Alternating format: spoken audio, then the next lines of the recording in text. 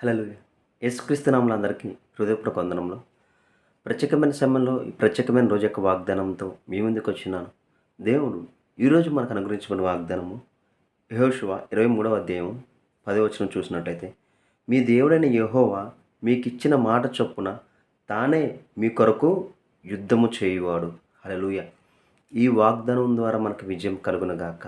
ఆమేన్. ఎప్పుడైతే ఇచ్చిన వాగ్దానం బట్టి అడుగుతామో అడిగిన సమస్తాన్ని దేవుడు మనకి అనుగ్రహిస్తాడు. మనం ప్రార్థించినప్పుడల్లా ఏం చేయాలంటే, ఇది నేను పొందుకున్న విశ్వాసంతో మనము ప్రార్థించాలి. ఎందుకంటే సమస్తాన్ని జయించిన వాడు నజరుడైన యేసుక్రీస్తు. నువ్వు ఎప్పుడైతే నజరుడైన యేసుక్రీస్తుని విశ్వసించున్నావో ఆ విశ్వాసం ద్వారా ఆ సమస్తాన్ని జయించిన అనుభవం నీలోనే ఉంది. ఎందుకంటే నీలో ఉన్నవాడు లోకంలో ఉన్నవాడి కంటే గొప్పవాడు. నీ దేవుడు నీలోనే ఉన్నాడు కాబట్టి సమస్తం మీద అధికారం కూడా ఆ దేవుని ద్వారా నీవు పొందుకున్నావు. ఎప్పుడైతే ఆ విశ్వాసం ద్వారా ఆ యొక్క ప్రత్యక్షతలోనికి నువ్వు వెళ్తావో ప్రతి దాని మీద నీకు అధికారం పొందుకొని విజయం కలుగుతుంది.